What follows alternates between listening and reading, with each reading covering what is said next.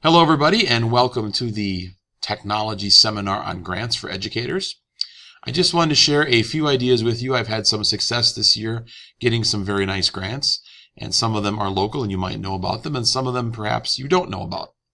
First of all, on our website, if you look at the district site and you go to the LAEEF Education Foundation, you will get a website that looks like this. It's the Lomira Area Education Enrichment Foundation. It's an organization of community members and parents who are great people, and they have both a fall and a spring cycle in which they invite you to come up with ideas for your classroom. Now, they aren't as heavily funded as some giant corporations are, but they're extremely generous. Sometimes, though, you have to be a little bit creative. If you have a really big project that's expensive, you're probably going to need to have an alternate funding source. Now, you could get a little bit of money from your department funding, but of course, we know that that's rather limited as well. You can be a bit adventurous, and you can go out onto the internet. A quick typing of grants for educators revealed 86,500,000 results. So, I mean, there's lots of places out there that are pretty handy to work with. The one I really liked for my most recent project on virtual reality is a place called Donors Choose. It is specifically designed for teachers. And what they do is they ask teachers to go through a rigorous process of sort of vetting the project and seeing what it's all about and how much it's going to cost. And then you choose, if you're ordering equipment, for example, from vendors that work with Donors Choose. And then I had a funding for $600.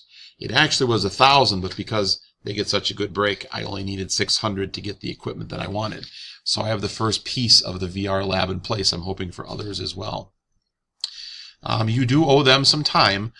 You have to take pictures, you have to come up with budgets and summaries, and then once you're funded, you have to monitor how it's used in your classroom, and you have to detail, and students have to get involved and share their experience, but it's a great idea.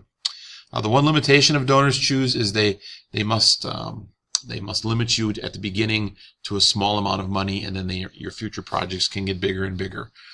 For me, I had a basic goal of about 2 weeks. It turns out that my project was funded in less than 12 hours. And what happens is your site goes on Donors Choose, but you also share it with social media. That would probably be the last part of this presentation that I want to emphasize. You have to have a really solid presence on social media. As a person, as a teacher, you can be on Facebook, you can be on Instagram, you can be on Twitter, any of those things. But when you think about it, if you have a significant number of followers or you build it over the course of time, you have a lot of people you can reach out to. So, if every person on your Facebook page sent you $5 or $1, you'd be able to raise money pretty quickly. This is the 21st century, so we have to be innovative in the way that we raise funds, and I think this is a pretty neat way to do it. By the way, this video that I'm making for you today is made possible by a website called Screencastify, and it is a very nice product. I use it quite a bit in my classroom, and I hope you've enjoyed this presentation. Everybody, thank you for checking me out, and take care.